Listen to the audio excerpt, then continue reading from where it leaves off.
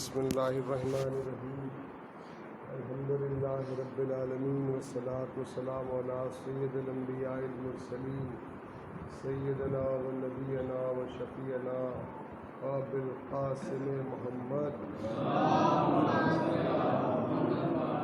اما بعد فقد قال اللہ تعالی و تبارک فی قرآن الحکیم بسم اللہ الرحمن الرحیم. تمام تعریفیں اس معبود حقیقی کے لیے جس نے ایک بار پھر ہم کو اس نورانی فرش پر بیٹھ کر اپنے سب سے بہترین بندوں کا تذکرہ کرنے اور سننے کی سعادت عطا فرمائی. عزاداران حسین،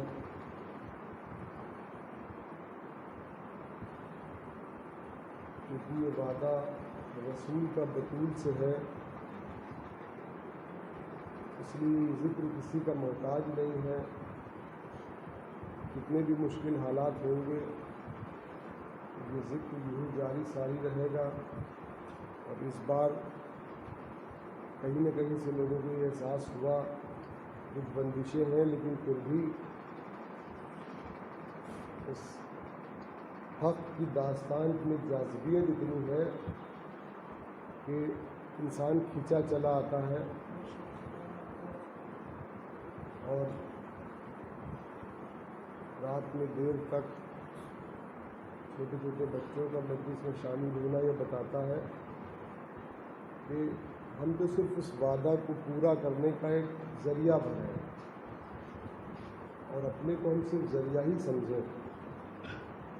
کسی ذریعہ ہونا بھی بہت بڑا فخر ہے ہمارے لیے کہ ہم کو چنا گیا ہے اس کام کے لیے کہ ہم بی بی سیدہ کے دل کو تسلی دیں. اگر ان کے بابا نے وعدہ کیا تھا کہ بیٹی ہمارے حسین کو رونے کے لیے، ہمارے اکبر کو رونے کے لیے پوری قوم رہے گی تا قیامت تک، ہم فخر سے کہہ سکتے ہیں کہ ہم اس قوم کے ممبر ہیں، اس قوم کے میں ہمارا شمار ہے. میں کوئی بہت بڑا خطیب یا دانشور یا بہت بڑا مفکر نہیں ہوں، لیکن اس فرش عزا پہ بیٹھتے سنتے بزرگوں کے ساتھ رہتے کچھ محسوس کرتا ہوں کہ کچھ ایسی چیزیں ہیں کہ جو ہو سکتا ہے کسی الگ زاویے سے آپ تک پہنچا دیں.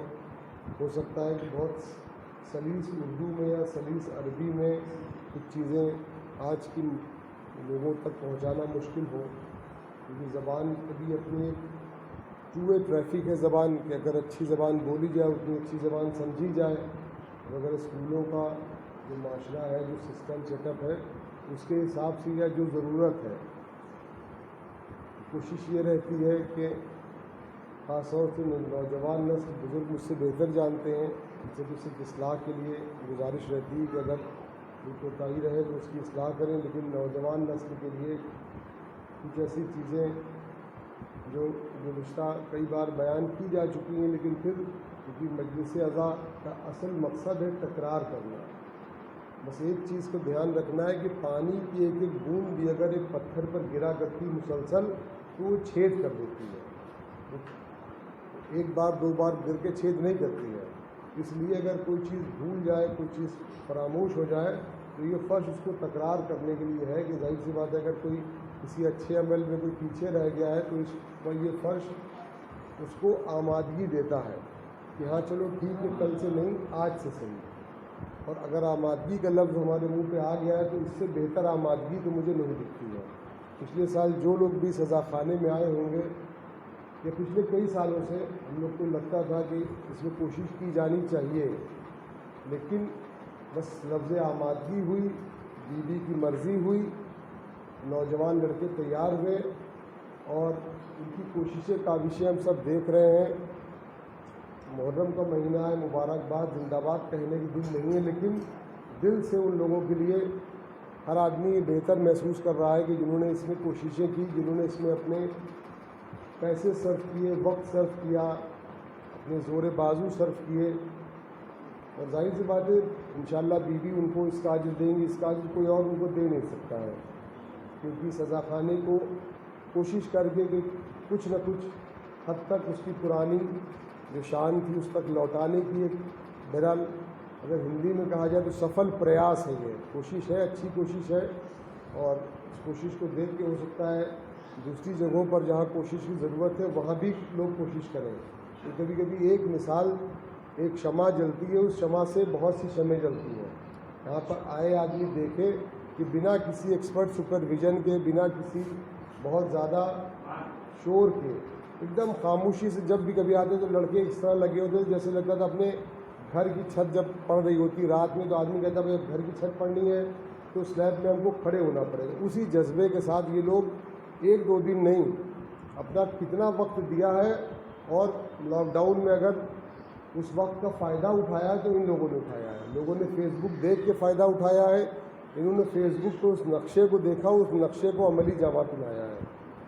تو تمام لوگ جب اس سے ظاہر ہے یہ عبرت کی چیز ہے، سیکھنے کی چیز ہے.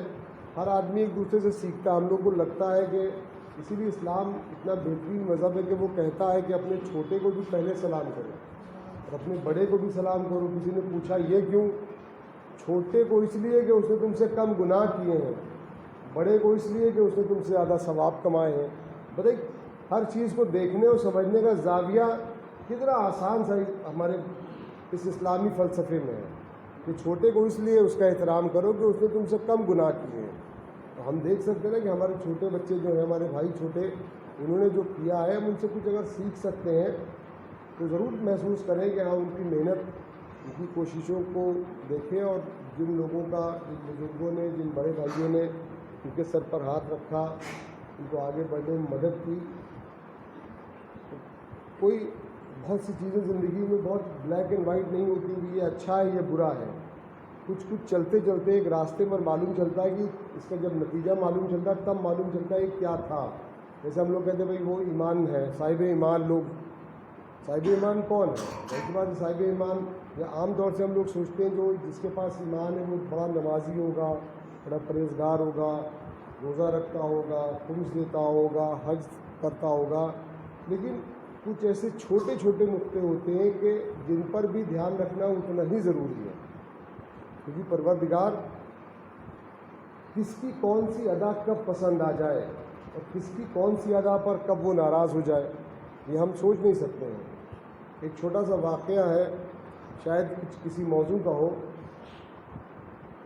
ایک ابھی کچھ دنوں پہلے مطلب عام زندگی کا واقعہ، کسی آیت اللہ کا یا کسی دینی آدمی کا واقعہ نہیں، لیکن اس واقعے سے ہم ایک درس لے سکتے ہیں. ایک صاحب کا ایک بڑا قیمتی سوٹ تھا، شادیوں میں پہنا کرتے تھے، بڑے خوش ہوتے تھے. جہاں جاتے تھے اس سوٹ کے عوض میں ان کو بڑی تعریفیں ملتی تھی، خوش ہوتے تھے وہ کہ بڑا شاندار ہے. ایک بار کسی شادی میں جانے کی تقریب میں صبح تیاری کر رہے تھے اور وہ دروازے سے خروچ لگ کے سوٹ پھٹ گیا. بڑا افسوس ہوا ان کو کہ مہنگا سوٹ تھا اور سوٹ پھٹ گیا. بڑا نالا تھے، افسوس میں تھے. بیوی نے کہا کہ کوشش کرو رفوگر ڈھونڈ لو، کسی کروا لو کسی کو. تو ان کو سمجھ میں آیا، وہ گئے رفوگر کے پاس.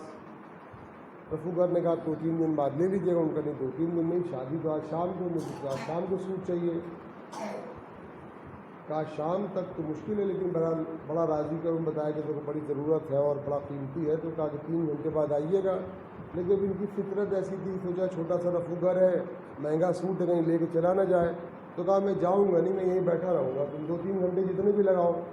اس نے ایک اپنا موڑا دے دیا اور باطمینان جیسے جو ہنرمند کاریگر ہوتے ہیں اپنے کام میں مصروف ہو گیا وہ. اور 3-4 گھنٹے کی مشقت کے بعد اس نے بہترین کام کر کے ان کو دیا. بہت ان کا دل خوش ہو گیا کہ جب چھوتے تھے تب معلوم چلتا تھا کہ کچھ اس میں کچھ ترمیم کی گئی ہے، لیکن ایک بار نظر دیکھنے سے لگتا تھا کہ کچھ نہیں کیا گیا. بہت شاندار کام. بہت خوش ہوئے. انہوں نے 100 روپے نکالے، اس کو دیے اور آنے لگے واپس. اس نے واپس 40 روپے ان کو دے دیے. کہا کہ ہم 60 روپے ہی لیتے ہیں اپنی مزدوری کے. کہا کہ نہیں میں بہت خوش ہوں. کہا کہ آپ خوش ہوں گے لیکن میری اجرت 40 ہی روپے ہے. اب یہاں پہ آپ سوچیں کہ ایک غریب آدمی جو پھیری لگا رہا تھا لیکن اس نے اپنی اجرت سے زیادہ نہیں لیے، تو کیا اللہ اس کی روزی میں برکت نہیں دے گا؟ 100 روپے آسانی سے لے سکتا تھا. لیکن ایک چھوٹی سی چیز، اب پتہ نہیں وہ کتنا بڑا صاحب ایمان ہماری نگاہ میں ہو، کتنی نمازیں پڑھ کے آئے ہو، کتنے روزے رکھتا ہو، لیکن اپنے کام میں کتنا ایماندار تھا۔ ہم اکثر یہ بھول جاتے ہیں کہ ہم کو اپنے کام میں جو ہمارا ذمہ داری، ہمارا کام ہے، ہماری ورک پلیس ہے، اس پہ ہم کتنے ایماندار ہیں۔ وہ آپ کا پرسنل افیئر ہے۔ ہم لوگ سوچتے ہیں نماز روزہ کر لیا، نماز تو پڑھنا ہی پڑھنا بھائی، وہ تو اس کا آپ کا شکر ہے۔ آپ صبح اٹھے زندہ، آپ نے کہا معبود تو نے مجھے زندہ اٹھایا، تیرا شکر، 2 رکعت نماز دوپہر تک زندگی دی، ظہر تک کا، پھر تیرا شکر 2 رکعت نماز۔ ہم سوچتے ہیں ہم کوئی بہت بڑا کام کر رہے ہیں، نماز پڑھ رہے ہیں۔ اور کچھ لوگ جب نئے پڑھنا شروع کرتے ہیں تو وہ گھر ویسے کچھ ریاکاری بھی، مطلب جب وضو کرتے ہیں تو پڑوس کی کھڑکی سے اتنی زور زور سے نکلتے ہیں آواز کرتے ہوئے کہ کسی کو لگنے لگے کہ یہ اول وقت پڑھنے والا نمازی جا رہا ہے، اور وہ کوشش کرتے ہیں اس ایسی نماز کی اجرت اس سے لینے کی، جبکہ وہ کہتا ہے ہمارے نام اعمال میں تو 3 دن میں تمہاری نماز ہی نہیں لکھی ہے۔ اور بڑا زور دیا کہ سرکار ہم 3 دن مسلسل گئے تھے، بدھ جمعرات جمعہ، تو کہا جس کے لیے گئے تھے اس سے پوچھ لو، جس کی کھڑکی کے پاس تم کھٹارتے ہوئے گئے تھے اجرت اس سے مانگ لینا، بھائی ہم نے تمہاری نماز پڑھی نہیں۔ خیر قصہ کہیں اور چلا گیا۔ وہ لوٹ آئے، بڑا خوش ہو گئے۔ ایک عرصے بعد اپنے لڑکے، وہ بس ان کے دماغ میں یہ بات کوندھا کرتی تھی کہ ایک رفوگر تھا، اس نے ایسے ایسے کیا، ان کا لڑکا بڑا ہو گیا، انجینئرنگ پڑھ گیا۔ ایک بار بڑے جوش میں لڑکے سے کہنے لگے ایسا کرو تم رفوگر بن جاؤ۔ لڑکے نے کہا بابا آپ رفوگر بن جائیں، انجینئر بن گیا، رفوگر بن جائے، آپ بھی کمال کرتے ہیں۔ تو انہوں نے اس کو پورا قصہ بتایا۔ پھر کہا کہ میں رفوگر تم کو یہ نہیں کہہ رہا کہ تم حقیقی رفوگر بن کے تاگیں پھرنے لگو، تم وہ رفوگر بن جاؤ کہ انسانی رشتوں میں کسی انسان کا سب سے بہترین جو کوالٹی ہے وہ نکال کے، چونکہ اس نے، اس رفوگر نے ہمارے اسی کپڑے کے سب سے بہترین دھاگے نکال کے اور اسی کپڑے کو پھر سے صحیح کر دیا تھا۔ تو اگر تم وہ رفوگر بن جاؤ اس سوسائٹی کے لیے کہ کسی دکھے ہوئے دل کو، کسی پریشان کو، کہ اس کی سب سے بہترین چیزیں نکال کے اور اسی میں سے اگر رفو کرنا شروع کر دو اور کسی کو خوش کر دو۔ اب یہ ایک چھوٹی سی بات ہے، ہم سوچ کے دیکھیں یہ کام بہت مشکل نہیں ہمارے لیے بھی، یہ ظاہر سی بات ہے ہر آدمی میں ہم محسوس کریں تو اچھی چیزیں زیادہ ہوتی ہیں۔ اب یہ ہمارا نظر کہ ہم شاید خراب چیز زیادہ دیکھتے ہیں، تو اللہ میاں نے بنایا تو اچھی چیزیں بے انتہا دی ہیں، ہم اچھی چیزوں کو اس میں سے تراشیں، اچھی چیزوں کے جو تاگے ہیں وہ نکالیں، اور جہاں پہ خراب والا پیچ ہے وہاں پہ ان اچھی چیزوں کا پیچ کرنا شروع کریں۔ اور پیچ کرنا سکھانے کے لیے اس درسگاہ سے بڑا پیچ کون ہے؟ ایک چھوٹا سا واقعہ کہ حسنین مسجد میں وضو کر رہے ہیں اور ایک بوڑھا صحابی بھی وضو کر رہا ہے، وضو غلط کر رہا ہے، لیکن اب ٹوکا کیسے جائے؟ عمر کا تقاضا ہے کہ اگر ان سے ایسے کہتے ہیں برجستہ کہ آپ چچا غلط وضو کر رہے ہیں تو ظاہر سی بات ہے ان کی انا کو ٹھیس پہنچے گی۔ کتنی چھوٹی چھوٹی چیزیں یہ فرض سکھاتا ہے کہ کسی کے انا کو ٹھیس نہیں پہنچانا ہے، اپنی بات بھی کہہ دینا ہے۔ تو دونوں اس کے پاس گئے کہ چچا ہم دونوں بھائی مل کے وضو کرتے ہیں، آپ بتائیے کس کا وضو صحیح ہے۔ ظاہر سی بات ہے جب حسنین وضو کریں گے تو اس میں کس کی جسارت ہے یہ بتانے کی، غلط کون کر رہا ہو، غلط ہوگا کیا؟ ان بزرگ کو احساس ہو گیا کہ میں ہی وضو غلط کر رہا تھا۔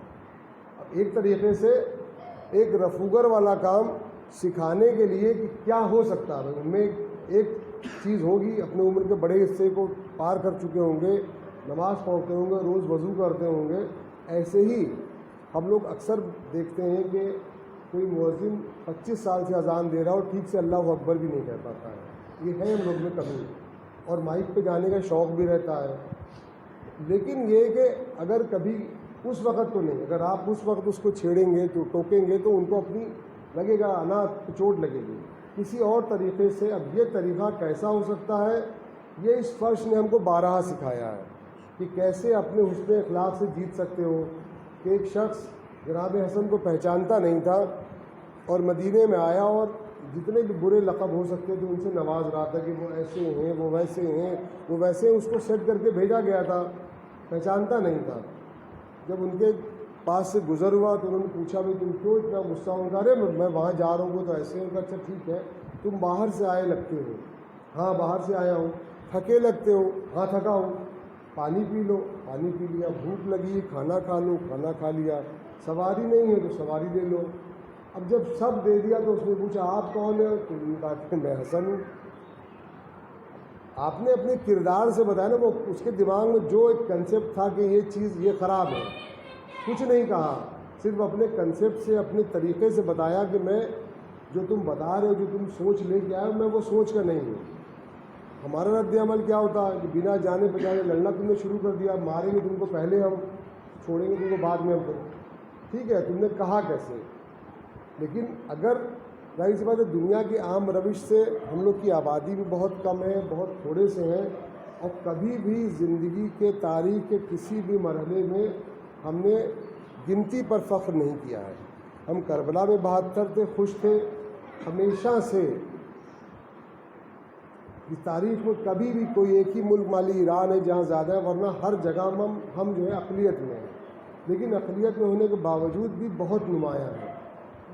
مطلب جہاں کہیں کچھ نہیں ہوتا, اب آپ یو ایس اے میں دیکھیے, وہاں پہ ہر شہر میں جلوس نکل رہا ہے. اس لاک ڈاؤن میں وہاں جلوس نکل رہا ہے, ذوالجنے کا جلوس اور اس کا جلوس, 3 محرم کا جلوس, 4 محرم کا جلوس. کہیں نہ کہیں اپنے کردار سے, کہیں نہ کہیں اپنی پڑھائی سے, کہیں نہ کہیں اپنے عقلی معیار سے لوگوں کو قائل کیا ہے نا. بھئی ایک جگہ بنانے کے لیے آپ کو کچھ حاصل کرنا پڑتا ہے, کچھ ارن کرنا پڑتا ہے, کچھ حاصل کرنے کے لیے کچھ کھونا پڑتا ہے, کچھ آرام کھونا پڑتا ہے. ایک جو بچہ فرسٹ آتا ہے, پڑھتا ہے, لکھتا ہے, وہ کچھ چھوڑتا ہے نا, کچھ آرام چھوڑتا ہے, 2 گھنٹہ زیادہ پڑھتا ہے, دنیا میں کم گھلتا ملتا ہے, تب وہ پڑھتا ہے. بات شروع ہوئی تھی صاحب ایمان سے, لیکن چونکہ ہم لوگ کو لگتا ہے کہ ایمان صرف اور صرف جو اللہ نے چیزیں بتائی, ایمان وہ بھی ہے کہ اگر چھٹے امام نے کہا ہے کہ ہمارا سب سے بہترین شیعہ وہ ہے کہ جس کے شر سے اس کا پڑوسی اپنے آپ کو محفوظ کرتا ہے. اب ہم سب انڈیویجولی دیکھ لیں کہ ایسا ہمارے ساتھ ہے کہ نہیں ہے. اگر ہم کسی کا دل دکھا رہے ہیں تو کیا ہم نے اس سے معذرت کی؟ کسی وقت مان لی کسی جوش میں کسی نے کہہ دیا تو کیا ہم نے پلٹ کے اس سے معذرت کی, اس کا دل دکھانے کے لیے یہ کہا کہ بھئی مجھ سے غلطی ہوئی؟ اور یہ غلطی کو معاف کرنے کے لیے اگر خود کی غلطی معاف ہو سکتی ہے شب عاشور اور صبح عاشور کے درمیان, تو اس پروردگار کی بارگاہ میں ایسی کوئی خطا نہیں جو معاف نہیں ہو سکتی. یہ بالکل یہ آپ مان کے چلیں کہ اگر پروردگار موسیٰ سے کہہ سکتا ہے کہ اے موسیٰ, جب فرعون اپنے آخری وقت میں آواز دے رہا تھا تو کیا تمہیں ترس نہیں آیا تھا؟ جس فرعون نے موسیٰ کو کتنا پریشان کیا تھا, اللہ کے نبی کو پریشان ہی نہیں کیا تھا, ان کی دنیا میں آنے کی وجہ ختم کرنے کے لیے 70,000 بچوں کو قتل کروایا تھا. اتنا بڑا ظالم تھا کہ صرف موسیٰ کو قتل کرنے کے لیے 70,000 بچوں کو ناحق جن کا قتل کروایا تھا. اتنا بڑا ظالم, آپ سوچ سکتے ایک آدمی کو بے گناہ قتل کرا دے تو کتنا بڑا مجرم ہوتا. اس کے بعد بھی اللہ کہہ رہا ہے کہ اے موسیٰ, کیا تم کو فرعون پہ ترس نہیں آیا؟ کاش اگر وہ مجھ سے مخاطب ہوتا تو میں اس کو معاف کر دیتا. یہ سب واقعات مجلسوں میں بیان صرف اس لیے نہیں کیے جاتے ہیں کہ ہم صرف سن لیں, اگر شعر اچھا ہو تو داد دے دیں, ذاکر اچھا ہو تو کچھ کہہ دیں. کہیں نہ کہیں اپنے اندر اتارنا پڑے گا اس کو, کیونکہ ہم اگر 25 سال 30 سال پہلے 50 سال پہلے والی جنریشن سے مقابلہ کریں تو ہم پائیں گے کہ کچھ نہ کچھ کمی آئی ہے. اس کمی کی بھرپائی کے لیے ظاہر سی بات ہے کوئی باہر سے نہیں آئے گا, اس کمی کی بھرپائی آپ کو ہی کرنی ہے. آپ پھر سے تیار ہو بھائی, ظاہر سی بات ہے ایک زوال آیا, مان لیجیے پستی آئی, بٹوارا ہوا, لوگ پیسے والے لوگ پاکستان چلے گئے, کچھ بھی جو حالات رہے ہوں, پڑھائی کم ہو گئی, کھیتی کم ہو گئی, لیکن اس کو پھر اوور کم کرنے کے لیے کوئی باہر سے نہیں ہے, کوئی ایسی غیب کی مدد نہیں آئے گی. آپ سوچ کے دیکھیں گے کہ کیا کربلا کے ثانیے کے بعد پھر سے اسلام کو زندہ کرنا کون نہیں شہید ہوا تھا؟ حبیب ابن مظاہر, مسلم ابن اوسجا, یہ سب ایک انفرادی شخصیت نہیں تھے, یہ ایک قبیلہ تھے. یہ اپنے علم سے, اپنے وقار سے, ان کی حیثیت ایک قبیلے کی تھی. یہ سب لوگ ختم ہو گئے تھے, لیکن اس کے بعد بھی دھیرے دھیرے دھیرے دھیرے کرتے ہوئے سب سے پہلی چیز کیا دیکھی گئی اس وقت؟ 5ویں امام اور 6ٹھے امام نے کس پہ زور دیا؟ علم پر. آپ ہم جتنا بھی آج سنتے ہیں, اس کے مطلب جب بھی آپ کبھی زوال, جب بھی کبھی پستی کی طرف آپ مائل ہو رہے ہو, جا رہے ہو, آپ فوراً سوچ لیں کہ اس سے پہلے جب کبھی ایسا تاریخ میں وقت آیا تھا تو ہم نے کیا رد عمل کیا تھا. کربلا کے بعد جو سب سے بڑا کام کیا وہ اسلامی درسگاہ, اسلامی ٹیچنگز, اسلامی دعاؤں کے ذریعے لوگوں کو ایک کیا. اتنا مشکل دور تھا کہ اس میں لوگوں کا ایک ساتھ ملنا مشکل تھا، اس لیے ان دعاؤں کے ذریعے، دعائیں سمجھ لیجیے کوڈ ورڈز تھے، ان دعاؤں کے ذریعے ایک دوسرے تک میسج پہنچتا تھا کہ یہ دعا یہ کہہ رہا ہے تو یہ اپنا ہے، یہ اس لہجے میں بول رہا ہے تو یہ اپنا ہے، بنا کچھ کہے۔ اس کے بعد اس کو پروان چڑھایا 5ویں امام اور 6ٹھے امام نے، ایک ایسی یونیورسٹی کھول کے، ایک ایسی درسگاہ کھول کے جہاں پہ علم کا ہر باب پڑھایا جاتا تھا، اور اس کے بعد دھیرے دھیرے کرتے ہوئے ظاہر سی بات جب علم کی منزل ملی، جب کتاب ہاتھ میں آئی، جب علم ہاتھ میں آیا تو ہر چیز پھر ہاتھ میں آنے لگی۔ پھر آپ نے جابر بن حیان کا نام سنا ہوگا، جن لڑکوں نے سیریل بھی آیا تھا ان کے اوپر، وہ کیمسٹری کے بہت بڑے استاد تھے، مطلب لوگ کہتے ہیں فادر آف ماڈرن کیمسٹری، وہ جناب 6ٹھے امام کے جعفر صادق علیہ السلام کے شاگرد تھے۔ تو جس کا شاگرد کیمسٹری، فادر آف کیمسٹری کہا جاتا ہو، لیکن یہ ہم کو دیکھنا ہے کہ انہوں نے سب سے پہلا جو رد عمل، سب سے پہلی منطق جو اپنائی وہ یہ اپنائی کہ ہم کو علم کا ساتھ نہیں چھوڑنا ہے۔ اب اگر ہم کو لگے کہ ہمارے معاشرے میں کہیں علم کا ساتھ چھوٹ رہا ہے تو ہم میں سے دوسرے آدمی کو، تیسرے آدمی کو ضرور لبیک کہنا چاہیے کہ نہیں، اگر یہاں پہ کوئی دقت ہے، کوئی کمی ہے، اور ضرور یہ کرنا چاہیے کہ ان درسگاہوں کے ذریعے یہ ضرور فلٹر کرنا چاہیے کہ سال میں یہ محرم کو ہم اور اچھی طریقے سے استعمال بھی کر سکتے ہیں، جہاں آبادی ہے، جہاں بچے پڑھنے کا ذوق رکھتے ہیں، صرف اور صرف اگر پیسے کی وجہ سے نہ پڑھ پائیں تو یہ آج کے زمانے میں ہندی میں بہت ایک آسان سا لفظ اچھم میں ہے، اس کی معافی نہیں ہے۔ مطلب آج کل پیسہ بہہ رہا ہے، پتہ نہیں کتنی سرکاری اسکیمیں، پتہ نہیں کتنے ادارے ہیں، پتہ نہیں کتنے بڑے لوگ ہیں جو چاہتے ہیں کہ لوگ پڑھ جائیں، لیکن ان کے اور اس بچے کے بیچ میں برج بننے کا کام اگر کوئی نہ کر پائے اس زمانے میں بھی، تو وہ سمجھ لیے پھر وہ اس اسلامی ٹیچنگ سے نہیں ہے۔ آپ خود نہیں کر سکتے بھائی، ہر طریقے کا کام آدمی نہیں کر سکتا۔ کوئی فزیکل محنت، اس ہمارے کو بننے میں کسی نے پیسے دیے، اس کے پاس وقت نہیں تھا، وہ دور سے آ کے پیسے دے گیا۔ کسی نے کہا بھائی ہمارے پاس پیسے نہیں ہیں، وقت ہے، ہم زور بازو کر سکتے ہیں۔ کسی نے کہا ہم یہ بھی نہیں کر سکتے ہیں لیکن ہم کو آئیڈیا ہے، ہم یہ کر سکتے ہیں، ٹیکنیکل آدمی ہیں میں۔ تو ایک پروجیکٹ کو پورا ہونے میں الگ الگ طرح کی ایکسپرٹائز کی ضرورت ہوتی ہے۔ ایسے ایک پڑھ سکتا ہے، ایک پیسہ ارینج کر سکتا ہے، ایک کلاس بنوا سکتا ہے، ایک فارم بھروا سکتا ہے۔ تو اب کہیں نہ کہیں ہم کو اس کی ضرورت ہے کہ ہم اس کی طرف کوشش کریں کہ اپنے معاشرے میں علم کو پھر سے، اور یہ بات خاص طور سے ہم یہاں اس لیے کریں کہ یہاں ماشاءاللہ لڑکوں میں خوب بلبلہ ہے، پڑھنا چاہتے ہیں، کچھ نہ کچھ کرنا چاہتے ہیں۔ یہ کر کے دکھایا کہ دے مین بزنس، وہ کچھ چاہتے ہیں، وہ کرنا چاہتے ہیں۔ اگر ایک کنسٹرکٹیو کام کر سکتے ہیں تو دوسرا کنسٹرکٹیو کام بھی کر سکتے ہیں۔ اگر ایک مزدوری سے جڑا کام کر سکتے ہیں تو ایک دماغ سے جڑا کام بھی کر سکتے ہیں۔ یہاں پہ پوٹینشیل ہے، اس لیے کوشش آپ لوگ بالکل کریں کہ بس اس فرض سے جڑے رہیں، نیک تمنائیں رکھیں اپنے ساتھ، اپنے والدین نے آپ سے کیا ایکسپیکٹیشنز کی اس کا دماغ میں رکھیں، آپ کہاں پہ ہیں اور کیا چاہتے ہیں، اپنا ہدف صاف رکھیں کہ ہم یہاں پہ ہیں اور ہم کو یہاں جانا ہے۔ لیکن بنا راستہ طے کیے کوئی کہیں پہنچتا نہیں ہے۔ تو روڈ ویز پہ جاتا ہے جب تو طے کرتا ہے کہ ہم کو فیض آباد کی بس پہ بیٹھنا ہے کہ لکھنؤ کی، ایسا نہیں کرتا کہ جو بس پہلے جا رہی ہے۔ ہمارا ایک دوست تھا، وہ اتنا مطلب ہم لوگ کہتے ہیں لاؤبالی تھا کہ جیسے گیا تم تو لکھنؤ آئے تو کہتے فیض آباد کی بس پہلے جائے تو ہم ادھر چلے گئے۔ ہم نے کہا یہ اچھی بات ہے، وہ چاہے مذاق میں کہتا ہوں لیکن ایسا ہم لوگ عام زندگی میں نہیں کر سکتے ہیں، ہمیں لکھنؤ ہی جانا ہے، نہیں تو فیض آباد کی بس پہلے جائے تو پہلے فیض آباد چلے جائیں گے۔ ہم کو اپنی پرائرٹی طے کرنا ہے۔ خاص طور سے یہ سب باتیں دوسری مجلسوں میں ہم نے نہیں کہیں، کیونکہ یہاں ماشاءاللہ دیکھ رہے ہیں کثرت سے لڑکے بیٹھے ہیں، سب کوئی ہائی اسکول میں ہو، کوئی انٹر میں ہو، کوئی اس کے اوپر کے لیول میں ہوگا۔ کوشش کریے، پڑھیے، جو کوشش آپ سے نہیں ہو سکے وہ اپنے کسی بزرگ کے ذریعے کسی نہ کسی طریقے بات پہنچائیے کہ ہم کو اس چیز کی ضرورت ہے، اپنے اس کام کے لیے اس چیز کی ضرورت ہے۔ آپ لوگ خالی بتایا کرتے ہیں، کیا کر پائیں گے؟ آپ بھی سوال کیجیے، آپ بھی پریشر میں لائیے اپنے سینئرز کو۔ آپ ہمیشہ پریشر مت لیجیے، آپ پریشر میں لائیے کہ آپ کیا کر سکتے ہیں۔ آپ خالی بتاتے ہیں یہ ضرورت ہے 3 سال کے کورس کی، ہو پائے گا آپ سے؟ مجلس میں ہم بیٹھے تھے، علم کی بات ہوئی تھی، علم کی بات کرنے میں تھوڑی علم کی بات ہوتی ہے۔ علم پڑھو، علم حاصل کرو، علم حاصل کرو، کہاں حاصل کرو علم؟ کون سے اسکول میں حاصل کرو؟ کس پیسے سے حاصل کرو علم؟ کس وظیفے سے علم حاصل کرو؟ اس کی کوشش کرنی ہے ہم کو۔ ایک نیا معاشرہ، ایک نئی چیز کو جب ہم کو بنانا ہے، ہم کو کوشش کرنا ہے اور اس فرش ازاں کے طفیل میں، کیونکہ یہ دن وہ ہے کہ ان میں آپ جب بھی خالی بیٹھیں تو کوشش کریں کچھ کنسٹرکٹیو باتیں ضرور کریں، کچھ اپنے اگلے ہدف کے بارے میں سوچیں کہ واٹ نیکسٹ، محرم کی موسم غم ختم کے بعد کیا کرنا ہے آپ کو۔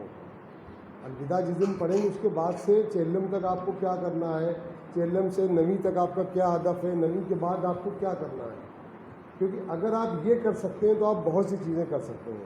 یہ آپ نے دکھا دیا ہے کہ یہ پوٹینشیل ہے، اس میں یہ کام کر سکتے ہیں تو آپ بہت چیزیں کر سکتے ہیں۔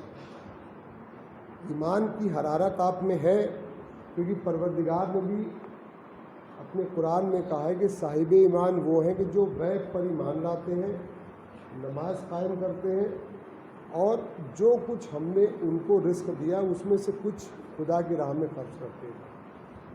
ان میں سے ہر آدمی ان تینوں پیمانے پر اپنے آپ کو پائے گا تو کھڑا پائے گا کہ ظاہر سی بات ہے غیب پہ یقین ہمارا ہے، ہمارا امام غیبت میں ہے، ہمیں قیامت پہ یقین ہے جس کو کسی نے نہیں دیکھا، ہمارا غیب پہ یقین مستحکم ہے، ہم نماز قائم کرتے ہیں، نماز پڑھتے ہیں، اور اللہ کی راہ میں جو کچھ ہو سکتا ہے وہ دیتے ہیں، اللہ کی راہ میں دے سکتے ہیں۔ اس درس گاہ میں بیٹھ کر جس درس گاہ میں جس کا تذکرہ ہم لوگ کرتے ہیں، اس حسین نے، اس عظیم شہنشاہ نے ہم سے کچھ مطالبہ رہتا ہے کہ جو ہم نے تم کو دیا اس میں سے کچھ واپس کر دو۔ حسین ایسا تھا کہ اس نے کہا کہ پروردگار کچھ واپس نہیں، جو تم کہو گے، اگر اسلام کو بچانے کے لیے تم جو کہو گے، جو کچھ دیا ہے پروردگار تیری عطا ہے، چاہے وہ اکبر کی جوانی ہو، چاہے وہ قاسم کا باغپن ہو، چاہے وہ اصغر کا تبسم ہو، چاہے وہ عباس کی جلالت ہو، چاہے وہ زینب کا پردہ ہو، جو تو نے دیا ہے پروردگار، اگر تیری راہ میں ایک صبح سے لے کے عصر عاشور تک حسین سب نہ دے دے تو دیکھنا کہ تیرا یہ بندہ کیسا ہے۔ عزاداران حسین آج 5 محرم ہو گئی ہے، بس 5 دن یہ رضا خانوں کی شان ایسے ہی اور رہے گی، یہ ایسے ہی نورانی درسگاہ بنی رہے گی، کہ ایسے ہی ایک ساتھ لوگ شانہ بشانہ بیٹھے رہیں گے، ایک ساتھ اس درسگاہ میں، اس عظیم درسگاہ میں سبق لیا کریں گے، اور اس کے بعد زندگی کی اپنی دوڑ میں واپس شامل ہو جائیں گے۔ تو اپنے کو آمادہ رکھیے کہ جتنا زیادہ اس فرض سے آپ لے سکیں وہ اس فرض سے آپ لیں۔ عزاداران حسین آج 5 محرم ہے، اور دل یہ چاہتا ہے کہ حسین کے اس کڑیل جوان کی شہادت کا آج تذکرہ کیا جائے کہ جس کو حسین کتنا عزیز رکھتے تھے۔ یہ آپ اس واقعے سے اندازہ لگائیں کہ اگر جب چھوٹے سے تھے حضرت علی اکبر کے بارے میں مشہور تھا کہ حسین کا یہ پسر بہت خوبصورت ہے، لوگ دور دور سے زیارت کرنے آتے تھے، اور ایک بار ایک شخص آیا، اس نے زیارت کی خواہش ظاہر کی، امام اس کو لے کر اپنے بچے کو گود میں لے کر آئے، وہ دیکھ کر ایک دم بے ساختہ جذبات میں آ گیا کہ بس آپ دعا کر دیجیے کہ ایک ایسے ہی پسر مجھ کو بھی پروردگار دے دے۔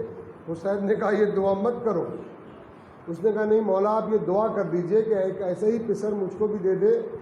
حسین نے کہا کہ یہ بتاؤ کہ اگر ایک ایسا پسر ہوا اور اس کے پیر میں تیر گڑ جائے، پیر میں ایک چوٹ لگ جائے تو تم کیا کرو گے؟ تو اس نے کہا ارے مولا اس کے جو پیر میں گڑنے والا ہے وہ میری آنکھ میں گڑ جائے، میں کیسے یہ برداشت کروں گا؟ حسین نے کہا کہ تبھی تم سے میں کہہ رہا ہوں کہ تم اس کے ایسی دعا مت کرو، چونکہ جب یہ 18 برس کا جوان ہو جائے گا تو کربلا کا صحرا ہوگا، کربلا کا ریگستان ہوگا، روز عاشور ہوگا، اس کا سینہ ہوگا، نیزے کی انی ہوگی، اور میں کھڑا اس کی نیزے، اس کے سینے سے نیزے کی انی نکالوں گا۔ ہاں اے شخص، وہ اس شخص نے سنا، اس پر گریہ طاری ہو گیا۔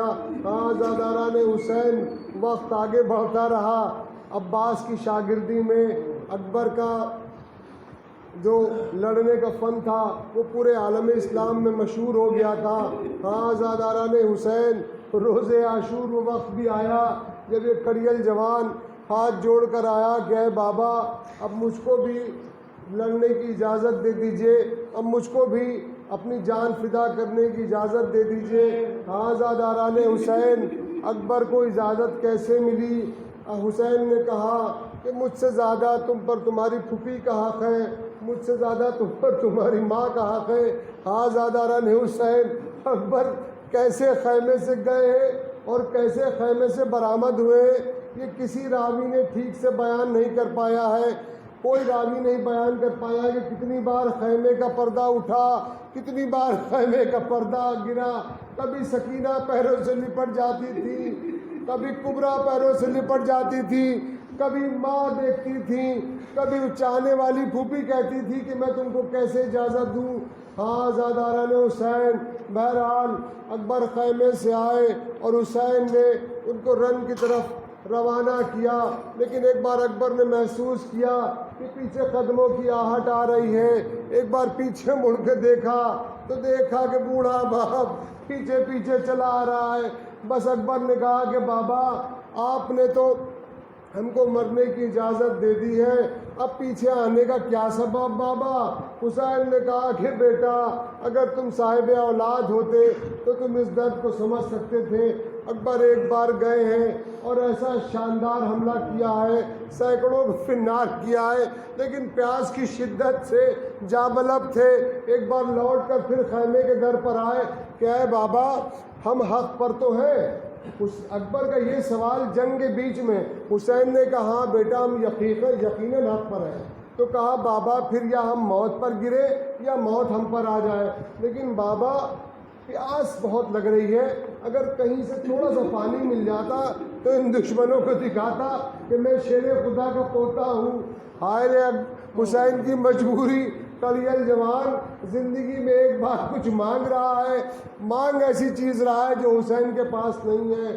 حسین نے بدرجہ مجبوری کہا کہ بیٹا میری زبان اپنے حلق میں رکھ لو، شاید تم کو کچھ تقویت پہنچ جائے۔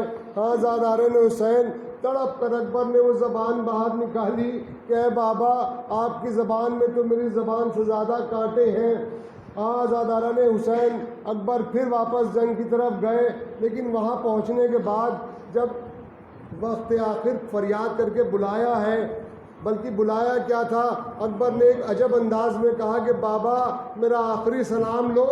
حسین کو نہیں تکلیف دینا چاہتے تھے کہ کیسے جب جوان زمین خاک پر ایڑیاں رگڑے گا تو کیسے جوان باپ دیکھے گا، لیکن حسین کیسے برداشت کرتے، کونیوں کے بل چلتے ہوئے اکبر تک پہنچے۔ اکبر کی سانسوں میں کچھ سانسیں بچی تھی۔ اکبر نے کہا کہ اے بابا بس ایک ارمان لے کر جا رہا ہوں، میں اپنی بہن سغرا سے وعدہ کر کے آیا تھا کہ میں تم کو لینے آؤں گا، میری بہن کس حال میں ہے بابا، بس وقت آخر چاہتا ہوں کہ ایک بار اپنی بہن کو دیکھ لوں۔ حسین نے کہا اپنے اعجاز امامت سے، حسین نے کہا کہ ان دو انگلیوں کے بیچ میں دیکھو۔ اب اکبر نے دیکھا، کہا کہ بابا کچھ نظر نہیں آ رہا ہے، گھر تو دکھ رہا ہے لیکن کچھ نظر نہیں آ رہا ہے۔ حسین نے کہا بیٹا غور سے دیکھو۔ اکبر نے کہا بابا ایک ضعیفہ دکھ رہی ہے، اور حسین نے کہا بیٹا پھر غور سے دیکھو۔ اکبر نے کہا کہ ہاں بابا در دولت کے باہر ایک ضعیفہ بیٹھی ہے۔ حسین نے کہا وہ ضعیفہ نہیں ہے، وہ تمہارے انتظار میں بیٹھی ہوئی تمہاری بہن سغرا ہے، جو گھر کی دیوری کے باہر روز اس انتظار میں بیٹھتی ہے کہ آج اس کا بھیا اکبر لینے آئے گا، آج اس کا بھیا اکبر لینے آئے گا۔ اکبر نے یہ دیکھا اور موت کی ہچکی ایک بار آئی اور حسین نے بے ساختہ آواز دی یا علی مدد، اور اپنے خیمے کی طرف رخ کر کے بچوں کو آواز دی کہ اے اطفال بنی ہاشم آؤ، اس جوان کا لاشا مجھ سے اکیلے نہ اٹھے۔